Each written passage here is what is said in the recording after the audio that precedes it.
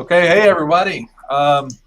Thank you all for joining us this afternoon. My name is Derek Potter, and I'm the director here at the Millard Oakley STEM Center. And with me today is Carlos Galindo, and he's our outreach coordinator. I think probably will probably know Carlos from a lot of the events that we're doing. But we're going to kind of tag team this for you guys today. And so we just really appreciate you all being here. So I guess we can get started. Let me see it. I think it's up. So just a little bit of background information about the STEM Center. So in 2010, the Department of Education, Tennessee Department of Education, partnered with Battelle to launch the Tennessee STEM Innovation Network, or TSIN, which is our conference here today.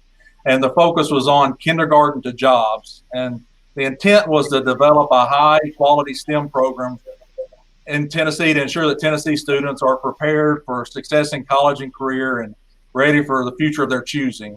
And so the network, TSIN, utilizes regional STEM innovation hubs and designated schools across the state to help increase student interest and participation in STEM fields. And so the Oakley STEM Center is one of 7 of those designated regional STEM hubs. And we serve the awesome area of the Upper Cumberland here. We're located on Tennessee Tech's campus, and we are the only hub, I believe, still that has our own building. And so we're located in Ray Morris Hall, and hopefully a lot of you have had a chance to come here or bring students here. And if not, we'd love to set that up to get you here to see our facility. But our building is a 26,000 square foot building that was built in 2010. We've got a 240 seat auditorium, 40 seat virtual theater that's basically like a mini IMAX, 2,700 square foot lobby that we can move tables around and organize it for different types of events. We've got a green room, multi-purpose room that we're going to talk about later that I think will be able to, that hopefully some of you will be able to use and help some of your practice. And we've got 4 learning studios that are set up for different, like we've got one that's set up for like a wet labs, like biology, chemistry. We've got one that's more physics. We've got a room that's carpeted that's really a lot of math teachers like to use, and we've got like an early childhood room. So, if you haven't been to the STEM Center, we would love to set that up to get you over here to see what's going on. One thing we have in the STEM Center is also a lending library, which we think could really support you guys. And Carlos is gonna talk to that a little bit. All right. Well, hello everybody. Thanks for coming. Let us know if we're cutting off or if you can't hear us or anything. Let us know in the chat, and or if you have any questions, pop those in there, and we'll be able to go through those. So the lending library is just one of the resources that we have here at the STEM Center, mostly for teachers in the region, but also for students and faculty here at Tech. And basically, it's a collection of items and that you can rent out for free. That's been building up over 8 years, and they're readily available in the Upper Cumberland. So anything from drones to Lego Mindstorm kits, or Sphero robots, microscopes. We have physics tracks and cars and everything that you can think of. Mostly we have it. And so the idea is that instead of buying 2, 3, 4 sets of robots that cost you $400 each, $300 each, you can borrow these from this lending library, use them for your lessons, and then just bring them back. So the picture you see there is kind of where we store them. But during the pandemic, we used to have the trainings here for the lending library, but during the pandemic we moved everything online. So now it is available for you to register online and to get an account. The only requirement is basically a very short training video that will show you how to use the website. That kind of works like Amazon. You'll look at the items you want, you'll add them to your cart, and you'll select the dates you want them. And so it's pretty easy to use, and we're always here to help if you have any questions. So if this is something that interests you, please let us know to get connected with either one of us, and we'll be happy to help you out with it. I'm going to pass it over back to Darek. He's going to talk a little bit about the STEM mobile that we have here parked on campus. Yeah, our STEM mobile, it's basically a 53-foot tractor trailer that we hire a hauler to move the school systems, and we'll typically stay at a school system for a week or two, and then the school system will be in charge of it, and they can cycle students through it. And a lot of times we can outfit the STEM mobile with a lot of the items from the lending library.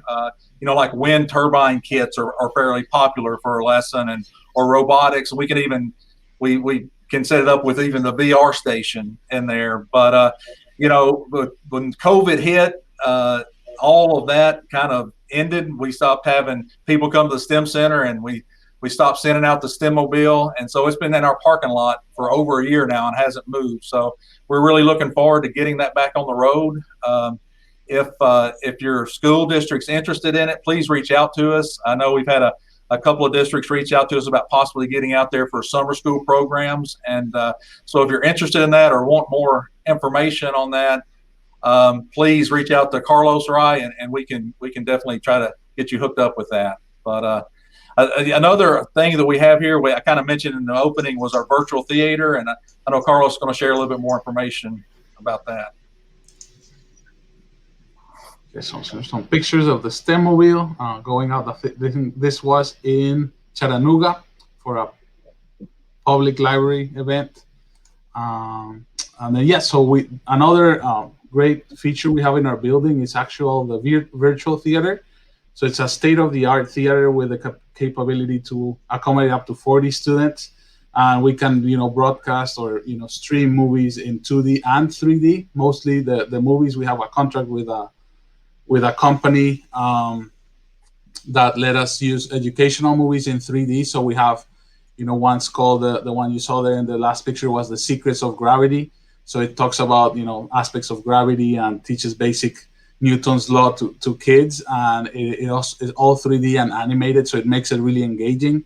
We, adapt the movies depending on the groups that come to, campus. And we have an ambitious project that Darek can explain a little more of, how we can incorporate the theater for more teacher use in classrooms.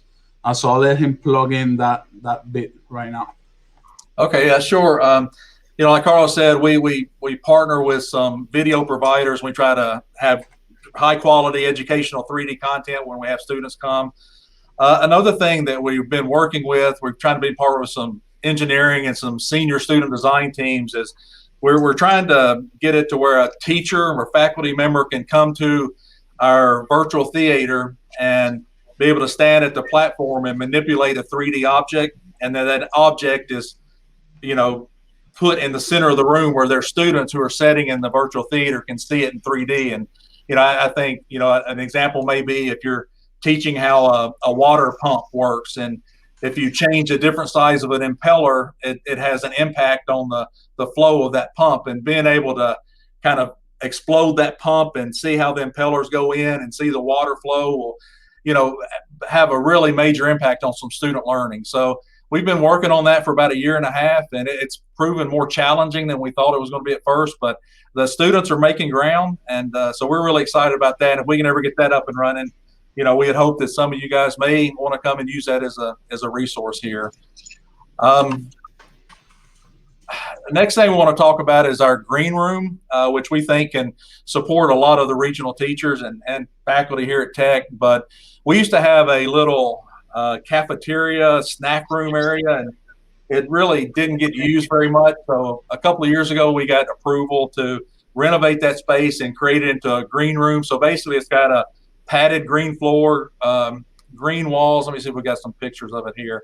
Yeah, you can kind of see a picture there. They're standing in it, but and so it's got some sound panels on the walls, and we've got it set up with cameras. And so a year and a half pre-COVID, we were primarily using it as a VR space. So when student groups came here, they could look at their VR. But we've also got it to where with the green room chroma key technology, we can let everybody else that's watching that student interact with the VR system.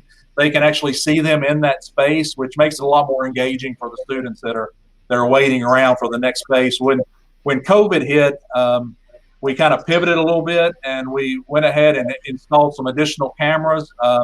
We've also got a teacher station set up in there now with a Wacom board.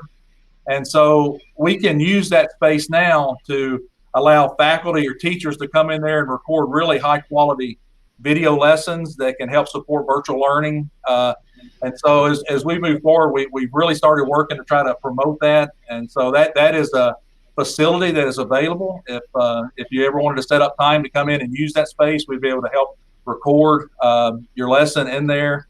We've got a couple of lessons that we wanted to share with you, just to give you some examples about how we've been using that space, and may give you some examples about maybe how you could use it to help support your lessons. But Jeremy, you want to play the first one?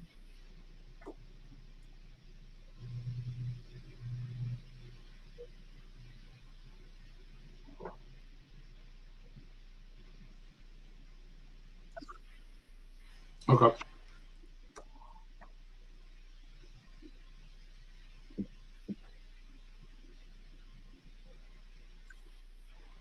Now we're going to do a similar process, but instead of focusing on the diameter, we're going to focus on the radius. So I'm going to go on in the slides.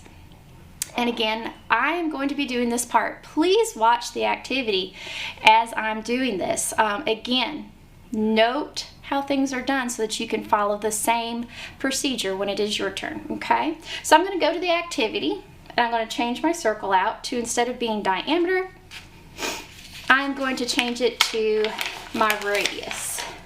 So again, I kind of had this pre-done with some double back sticky tape because I don't have a helper like you guys may have. But I'm going to try and I'm trying to get my yarn around this circle as best I can to measure the circumference of this second circle.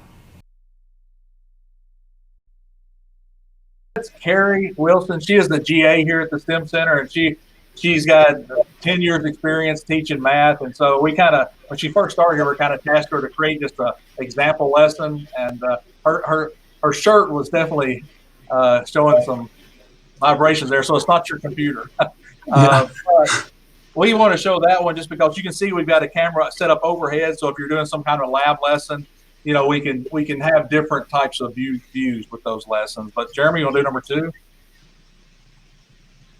Get the big guns out.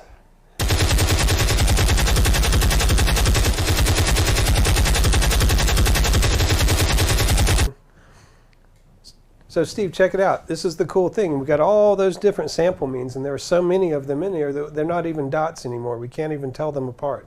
So your math teacher would tell you that space is everywhere dense with sample means. It fills in the whole thing.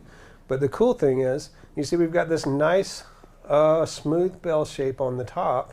Yeah. But the middle of it, the average of all of these sample means is still 75 Awesome. when we put them together. That's really cool. That's a couple of our faculty member in the College of Business here, and they came over and used the space to do something for one of their classes. What about number 3, Jeremy?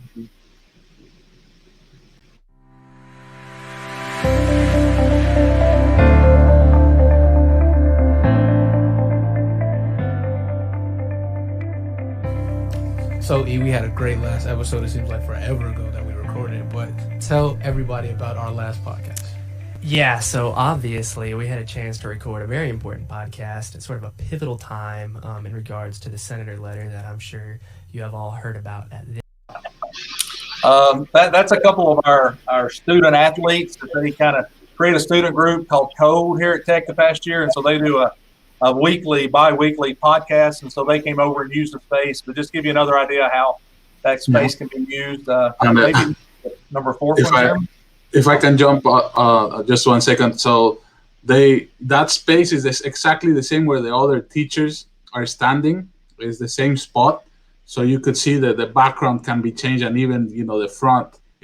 We have a way of it looks like a like a podcast table, like a recording studio for a TV show. So it's really useful for those kinds of things too. So it does give you an idea of all the stuff we can. You could do or you could create using the green space. That's all. You can continue. So observe between your hot and your cold lava lamp. Which one's reacting faster? Which one has, more bubbles? What's going on? What's the difference between the two? Does everybody's look like a lava lamp? I hope it's working for you all. I'll bring ours up closer to the camera so you guys can see them. I'll carry them up here, just so you can see what they should be doing. You can see the red one is our hot one, and the green one is our cold one. The green one is still reacting, but the red one is reacting much faster. It's coming up at a much higher rate. The red one being the hot water. That was two of our student workers here at the STEM Center. We partnered with a student group back a couple of months ago and did like a virtual lesson where we had, a couple hundred students that logged in to work through the lesson with us. And so it was a good experience. That wasn't in our green space, but with our video recording technology that's connected to the green space, we can move out to the lobby and do some other stuff like that. You want to go to number 5? Step number 5. So step number 5 is to add in a good squeeze of dish soap into the lemon. So we've got our dish soap here.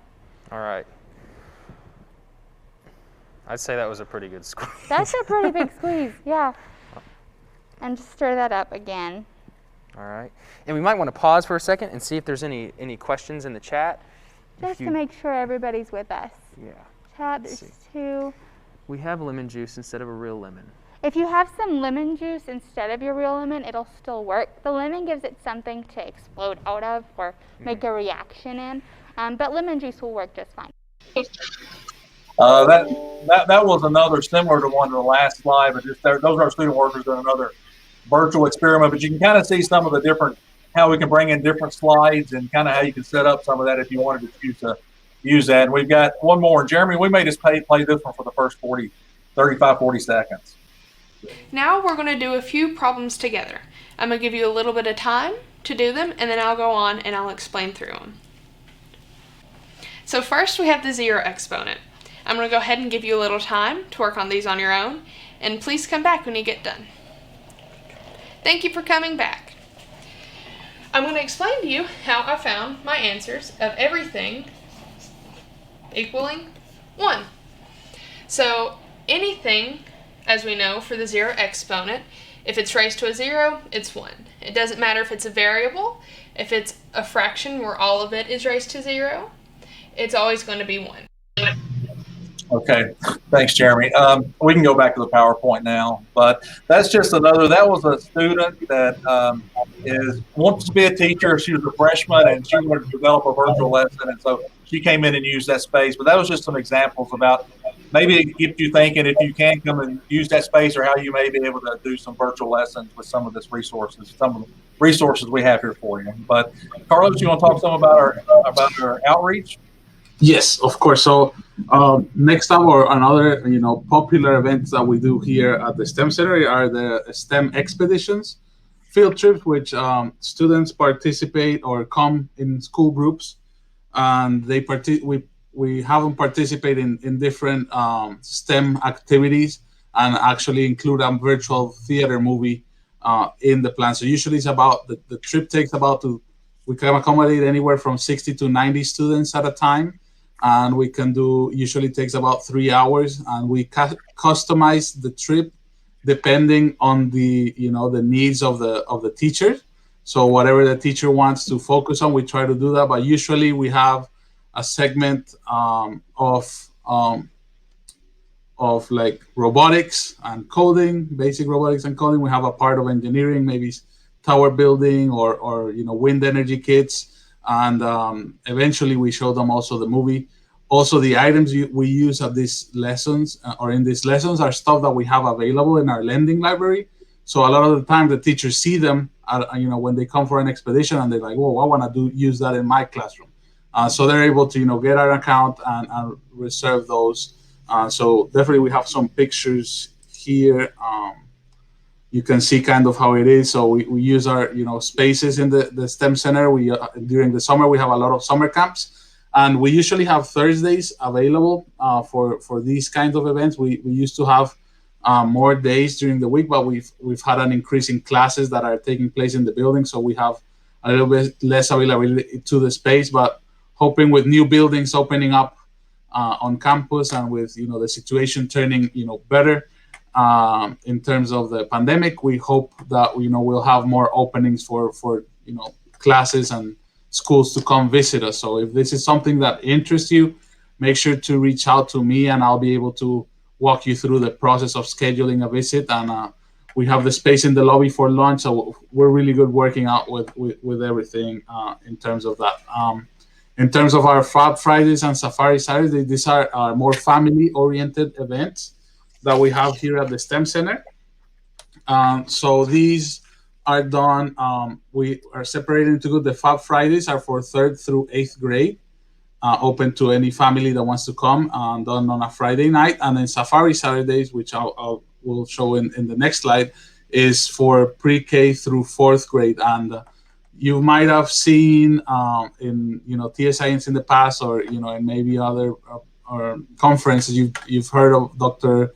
Jennifer Meadows and Dr. Jane Baker. They design the lessons, they theme it, and we usually have anywhere from 200 to even 400, 500 kids in the building for these, and so they're extremely popular. And so we're hoping, of course we couldn't do this for a year now, but we've had Frozen STEM, we've had Dr. Seuss, we were going to have Toy STEM Story, so stuff like that is themed.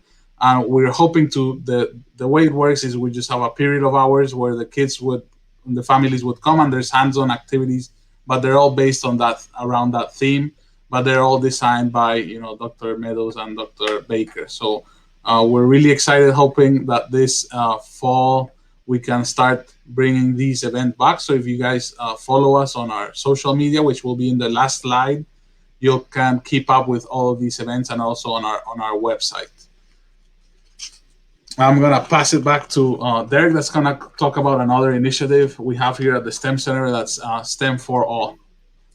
Yeah, our STEM for All program, a little over 2 years ago, we got together with a group of faculty here in the College of Education with the intent to try to make our STEM events more accessible for all, and primarily more accessible for students that may have special needs, whether they may be on the autism spectrum, or motor special needs, or audible vision. And so we've got some awesome faculty here, and it was a great experience. So everybody dug in and worked really hard, and there was a training that was developed that we made available to a lot of the students in the College of Ed. And it was just an amazing experience. It's something that I'm hoping in the future that we can push out to the districts and make that available. And so what we're wanting to do is, when we have a Fab Friday or Safari Saturday events, we would like to work with the faculty here at Tech and the Tech students who are going to be teachers, and maybe make a similar option the Friday before, where we can invite some of the students in the special needs classrooms throughout the region to come, and so they can experience that. So we're really working hard to make all of our events, from what we're learning from this venture, to make all of our events more accessible here at the STEM Center. We're proud of this program. We won this program, STEM for All, won one of the Insight Diversity 2020 Inspiring Programs in STEM awards, and so we're looking forward to see how this progresses over the next, as we move forward. STEM at Home is another newer program that we started back when COVID hit back last March.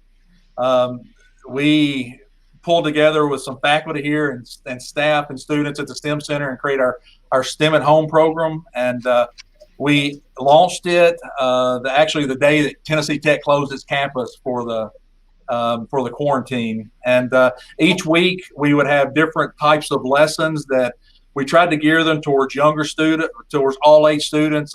Ashley she works in our front office, and she's a very good artist, and she would make a coloring page that was tied to that week's theme. We'd have faculty that would create lessons. We did a book reading. We'd invite different people in to do the book readings. I think Jake Hoop came in and read one. But so every week we would have a theme, and we would have activities that students can download, parents, guardians can download to work on. and then we do the same thing over and over. And that we kept that going through the first week of August, and we've still got everything on our website. We still have several visits a week, and we get visits from Australia, Colombia, all kind of places. And so that's something that, as time goes on, we like to add to that resource. But we hope that you check that out, and maybe there's some resources from that you could use in your classroom. I don't know, Jeremy, we got one video, that video number 9, and this is an example lesson from a faculty member here that's part of our STEM at Home database that's accessible to you. I just wanted to give you just a little bitty taste of kind of what some of that looks like. So would you mind playing that, Jeremy, number 9?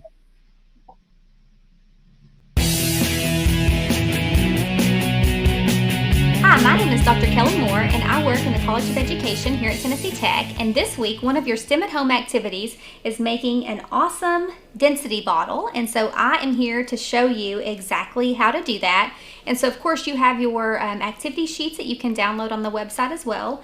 But I'm going to walk you through step by step how to make a really neat density bottle. So we're going to start with just a recycled bottle. So this can be this could be a water bottle, a soda bottle. I think today I'm using a milk bottle because I am going with the 4th of July theme, and it had a red lid on it. And so that's the only reason I'm using this milk bottle, is just because I like how the colors were going to work with the colors of beads that I was using.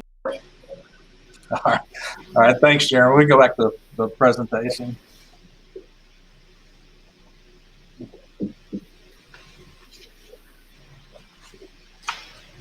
So that was Dr. Moore, and so every week we would try to have different activities for different age groups. And so we're lucky to have some really great faculty here, and they can also serve as resource for you. They're always willing to help out any way they can. So that was our STEM at Home. I think, Carlos, you want to share something about our professional development? Yes, so another service we provide a lot with the STEM Center is professional development opportunities for educators. And we have 2 types that we mostly have, but we would also love to hear your feedback of what you're interested in getting in, or what topics you're interested in seeing as professional developments. We have, the ones that we have more common during the semester that we have usually around once a month is we have a Ready for Tennessee Science professional development that actually is led by Dr. Moore that you saw in the last video, and Dr. Suiters. So they come up with different topics that are relevant to the STEM designation from Tennessee, and they cover different topics that you could use in your classroom. They usually are very helpful, providing all the resources you need to be able to develop this on your own and make it your own. So every time we have these, it's different. And the good thing is that during the pandemic, we were also able to adapt these to be streamed live online. So you're able to watch these live when they happen, even if you live far away. You can join the stream, and you can still receive credit if you comment on the video, your name, and I'll be able to know that you were present. And if not, it also stays saved on our website under streaming and videos. You can access these after they're done. So if you just wanted to look at some past ones, you're free to come to our website and look at them. We also have the math professional developments that you saw Carrie. She's been doing them this past semester. You saw her in the first video, and she does the math one. So it's kind of the same as the science ones. You'll know the topic in advance for that specific one, but they change every time, even though it's named the same. I've had some teachers think, "Oh, I already saw it," but the topics change all the time. And then, other than that, we are very active usually in the summer, where we partner with TSIN, and right now we're partnering with Prescott South Elementary School to have professional development this summer. That is gonna be on modern manufacturing. So we still have spots opened up for that one. So if you guys are interested into it, this is for K through 4th grade. So if you're interested, there's gonna be one day each week where you'll be able to get information about your specific grade. And if you're one of the first 20 from each of the grades, you can still get a chance of getting a stipend of $100 and materials to implement your lesson. So if you're interested, make sure you get on that soon. We also are doing right now the STEM in Motion, which is a strike grant with the Department of Transportation and collaborating with other departments here in Tennessee Tech. I want to let Darek speak a little bit more to that specific one. We're right now a little full for that one, but there's still a chance to get on the standby list, and if somebody cancels, you could get lucky as well. So I'm gonna pass it on to Darek so he can speak a little bit more about that one specifically. Okay, yeah, sure. Our STEM in Motion workshops we do, this is our third summer of putting one of those on. We partner with the Department of Civil and Environmental Engineering, and it's intended to help science and math teachers incorporate transportation topics into your classroom. And like Carlos said, it's grant funded. We can fund 20 teachers that come through it, and we've got a waiting list. I think that one filled up in maybe a day. But if you would want to just come, you may not be able to get the stipend, but you can always visit and attend. It's a hybrid where we're having asynchronous lesson modules and then a one in-day class. But with that, we're gonna publish everything that comes out of that workshop, and so at the end of it, we'll have 20 really good standards aligned lessons that we'll be uploading to our website that you can download that you may be able to use in your own classrooms. But I see Marla, thank you for the comments. We've got one comment that can we engage TAP students from high school to help with STEM for All? We would love to collaborate with students for all of our events. So I'd love for you to reach out to us, and maybe we can talk and see how we can work something like that out. That would be great. And there's also the comment about a STEM career PD would help schools align with STEM school designation. That's a great idea. And so I think probably the next month, you're going to probably be seeing a survey come out from either me or Carlos asking your opinions on what additional PDs that we could try to work with faculty or other people to put on that would be beneficial for the region. And I think that one just definitely made the list for coming up. So thank you for that comment. Let's see. We want to take just a couple minutes to talk about another couple of programs that are recent and coming up. One of them is our Arise program, and we call it basically our STEM Ambassador program.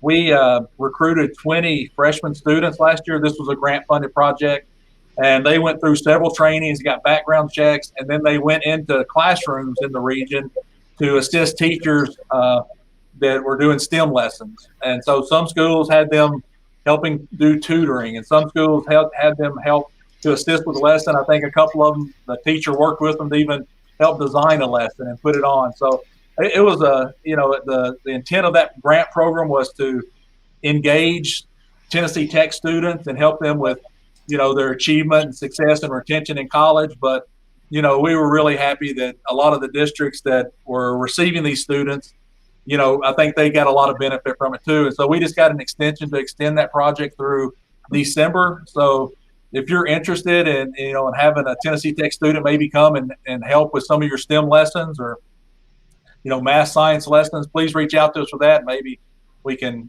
get that to work out also. Another program that we just got funding for a grant is our Advise program. And basically what that is the ultimate goal is to have Tennessee Tech students that are really good at math or maybe really good at science or whatever. I mean, it doesn't necessarily even have to be STEM ultimately, but they develop a lesson plan that is standards aligned. So they would work with Tennessee Tech faculty or whatever to create this simple lesson plan template. And then we would work with some of our professional teachers in the region that would be interested in helping, that they could review that lesson and then issue feedback. And then ultimately that student would revise it and then record it in our green space to create a virtual lesson that would be produced and presented at a certain time. And that student that did the lesson would be available to answer a live Q&A session from students. So, I mean, it kind of looked similar to almost like a Khan Academy, but it would be aligned with Tennessee standards. It would be based on feedback from our regional teachers about where are some learning gaps that we should try to address with some supplemental lessons. And it would have a live question and answer session. Then after that question and answer session, we would add that to our website. So that's kind of the ultimate goal of this advice program. So if any of you would be interested in, kind of looking at some of those lessons or providing feedback about what are some lessons we should be looking at developing, we would love that feedback. We think it would be a good resource, hopefully for the region when we're done with that. Carlos, do you want to? Well, I'll move in and talk a little bit about our science fair. Yes. A few years ago, our science fair was really lagging behind. I think we had 5 projects, and so we tried to make a forced effort to really increase that. And so we worked with our scholarship office and really tried to work with a lot of regional teachers. Without regional teachers, we wouldn't have any students participating. The next year, I think we had 70 projects, and then the following year we had close to 200 projects, and we gave away, I think, close to $50,000 worth of scholarships. Our young lady that won it 2 years ago, she ended up going and competing nationally and got I think it's worth almost $400,000 scholarship to Drexel, who she just finished up her first year there. And so we're really wanting to continue to grow the science fair. So we'll be reaching out to all of our regional teachers and schools and trying to provide some information for that. And we're also going to try this year to open it back up for middle and elementary school students. And so we're excited about that, and we're excited about the opportunity it gives students. And I think we'll, again, this year be able to give away probably $40,000+ worth of scholarships as part of it. So we're excited about that. So be keeping your eye out for emails of that. And any of you that would love to or like to serve on a steering committee for that, that would be awesome. But anyway, Carlos, you want to talk a little bit about our Science Olympiad? Yes. So great point. So like Darek said, a steering committee would be awesome because, we want to make decisions based on what works for you guys, because you guys are the ones that know what's best. So a lot of the last time we were able to do it in person, was a lot of the decisions were made taking into account what the teachers told us, because we might think, having it on a Saturday is a good idea when it might be better to have it during the week. So those kind of decisions, we could really use your input, and you can really help us, really get the students excited about, what's going on, so that we can make it a memorable experience. So the other type of regional event we host here at the STEM Center or at Tech, it's the Regional Science Olympiad. It's also, affiliated with the national competition. And I see we have 6 minutes left, so I think we're almost there, Jeremy. Don't stress out. So we had this last year, we also had a grant-funded program by TBR that allowed us to do the Science Olympiad Collegiate Scholars. So we actually, created a structure of faculty, students, and graduate students that designed these activities for the Science Olympiad. And we actually did the online version of it with the whole state regionally. So that was very interesting. So it was definitely a different experience, but we're hoping to go back on ground next year. And if we're definitely wanting, more coaches in the Upper Cumberland to participate. So if you want to know how to be involved in the Science Olympiad and how to bring a team to participate for the chance to participate in the state competition and maybe even the national, please reach out to me. I can get you in contact with people in the board that can get you introduced on how to get into coaching the students for this. And it's a great opportunity for the students. We have a lot of graduate or students that are here at Tech that remember their time doing Science Olympiad. So we hope these events, we're able to have full on campus next year. I'm going to pass it back to Darek to wrap up a little bit about the STEM designation. Okay, thank you, Carlos. We had another question going back to, is there a stipend for teachers for our advice program, the virtual tutoring program? We've got a grant in right now that would support that. Our original thought is that the student prepared it, and when it went to a teacher, they would review it and get like a $25 per each lesson. And so, there's thoughts that maybe this could be self-sustaining down the road. But that was our original thought, to be able to pay teachers to get involved and review the lessons. But right now, the grant funding that we got is through TBR, and it's a smaller amount. And so they're currently we don't have money in there for stipends for teachers to review that, but we hope that's coming in the near future. The last thing we wanted to get to, and I think we've got about 3 minutes left now, maybe, is support for you guys that are wanting to get your schools STEM designated. We've got 2 schools in the region that are STEM designated, and their principals are both awesome. Catherine Jones, principal of Prescott South Elementary, she is always, I know, willing to meet with people and provide resources. And I think she's on here now. And we were going to have her spend a little time talking, but I'm not sure with this format if we'd be able to. But please reach out to me or Carlos, and we can put you in contact with her or our other middle school principal or TSIN. I know there was a session today over lunch about getting STEM designated, but we're here to support you guys however we can for your designation. So if you're interested in getting designated, please reach out and we'll make sure we get you in contact with the right people and be able to support you along that way. I think that's it. We've got our social media. I mean, if you don't follow us on Facebook or Twitter or Instagram, Carlos does an amazing job keeping that updated. And we're always here to support you in any way we can. So, I hope this was helpful this afternoon. And we really appreciate all of you coming and taking time out of your busy schedules to spend an hour with us here. But please let us know how we can support you in any way. Yes, same with Darek. Thank you for coming, and make sure you guys follow us so you can stay updated. Or if not, you guys can always reach out to us, and we'll be able to guide you through the process. So we appreciate you coming, and I think we're pretty much right about time, right, Jeremy? Okay. Okay. Cool. Awesome. Yeah.